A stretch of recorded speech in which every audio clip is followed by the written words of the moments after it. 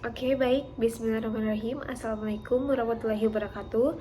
Perkenalkan, nama saya Nur Hijrah dengan NIM G2S124015, Program Studi Magister Ilmu Ekonomi, Angkatan 2024 Universitas Halu Oleo Kendari. Di sini saya akan mempresentasikan hasil review jurnal saya dengan mata kuliah Teori Ekonomi Makro yang berjudul Penerapan Kebijakan Islam pada Sistem Perekonomian Indonesia, yang ditulis oleh Anissa Mawadana Sution dan Mariam Batubara. Jurnal ini termasuk Jurnal Penelitian Ekonomi Akuntansi atau JENSI dengan volume 7, nomor 1 pada tahun 2023, halaman 144 sampai 154. Adapun gap riset dalam jurnal ini yaitu menyoroti kurangnya penerapan kebijakan moneter berbasis Islam dalam sistem perekonomian Indonesia, meskipun literatur yang membahas aspek ini masih cukup banyak. Sistem ekonomi konvensional lebih mendominasi, meskipun terdapat bukti bahwa instrumen moneter berbasis Islam memiliki potensi untuk meningkatkan keadilan sosial, stabilitas nilai mata uang, dan distribusi kekayaan yang lebih merata.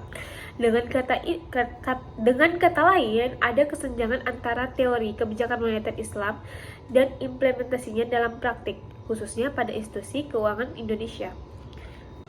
Oke, selanjutnya yaitu novelty atau kebaruan. Kebaruan dalam penelitian ini yang pertama fokus pada penerapan prinsip maqasid syariah dalam kebijakan moneter. Dalam penelitian ini menekankan aspek keadilan sosial ekonomi, stabilitas nilai uang, dan distribusi kekayaan melalui kebijakan moneter Islam yang berbeda secara mendasar dengan sistem konvensional berbasis bunga.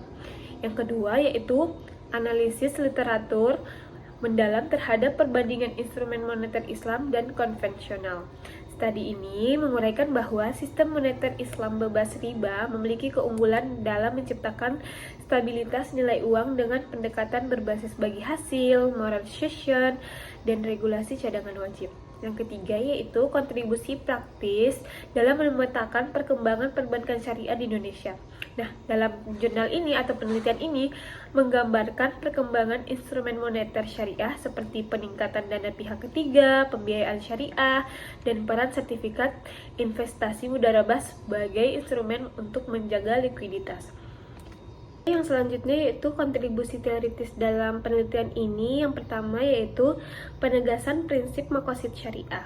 Studi ini menunjukkan bahwa tujuan kebijakan moneter Islam melampaui sekadar stabilitas ekonomi, tetapi juga mencakup keadilan distribusi kekayaan dan penghapusan riba secara instrumen utama manajemen moneter.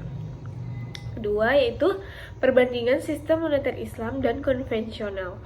Penulis ini menunjukkan bahwa sistem Islam tidak hanya lebih stabil secara moral dan sosial, tetapi juga dapat menjadi alternatif lebih adil dalam menjaga kestabilan ekonomi dibandingkan sistem berbasis suku bunga.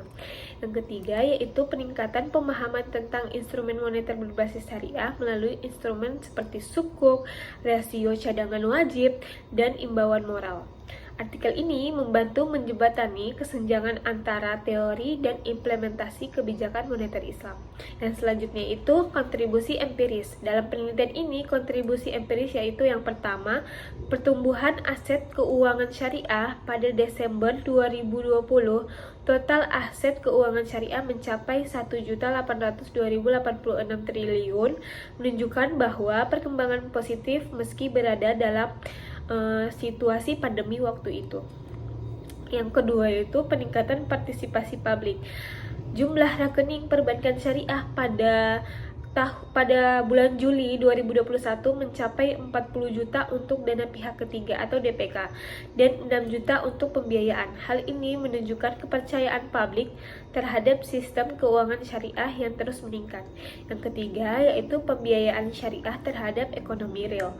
Peningkatan pembiayaan syariah mendorong keseimbangan perekonomian, peningkatan produksi barang dan jasa, serta kontribusi pada pertumbuhan ekonomi yang merata.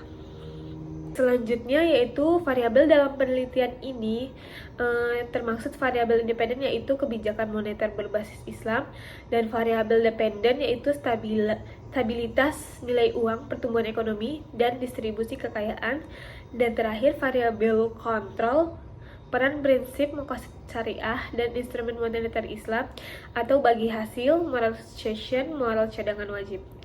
Alat analisis yang digunakan dalam penelitian ini menggunakan pendekatan deskriptif kualitatif berbasis studi literatur atau library research. Data yang digunakan adalah data sekunder dari laporan perbankan syariah, jurnal, dan publikasi resmi terkait kebijakan moneter Islam.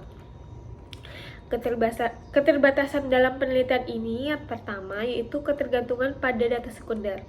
Nah, penelitian ini tidak melakukan pengumpulan data primer sehingga pengukuran dampak langsung kebijakan moneter Islam ini pada perekonomian tidak dilakukan.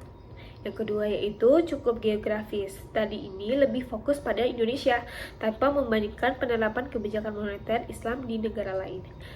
Yang ketiga yaitu kurangnya analisis empiris. Tidak ada pendekatan kuantitatif yang mendalam seperti regresi atau korelasi untuk memverifikasi hubungan antara kebijakan moneter Islam dan indikator ekonomi tertentu. Yang terakhir yaitu tema atau metode penelitian yang diusulkan untuk memperbaiki model penelitian. Yang pertama yaitu temanya evaluasi empiris dampak kebijakan moneter Islam terhadap stabilitas ekonomi makro di Indonesia. Yang kedua yaitu studi komparatif tentang efektivitas kebijakan moneter Islam dan konvensional di negara dengan populasi muslim yang besar. Yang kedua yaitu metode. Pertama, pendekatan mindset method, menggabungkan data kuantitatif atau analisis regresi untuk mempelajari hubungan antara kebijakan moneter Islam dan pertumbuhan PDB, inflasi, serta distribusi pendapatan, dan data kualitatif wawancara dengan pakar ekonomi syariah. Yang kedua itu model ekonometrik, gunakan analisis FART untuk mengevaluasi dampak instrumen moneter Islam pada indikator ekonomi makro dalam jangka panjang. Yang terakhir yaitu survei lapangan, melibatkan pelaku usaha syariah, bank syariah, dan nasabah untuk memahami perspektif tentang efektivitas instrumen moneter syariah.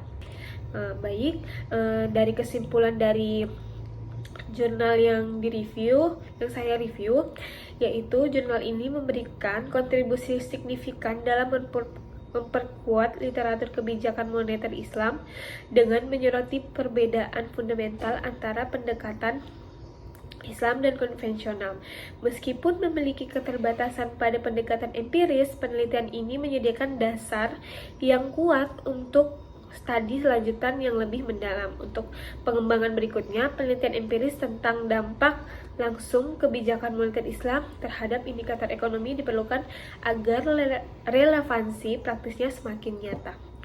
Baik, mungkin itu saja yang dapat saya sampaikan dalam presentasi review jurnal saya. Lebih dan kurangnya mohon dimaafkan. Billahi taufiq wal hidayah. Wassalamualaikum warahmatullahi wabarakatuh.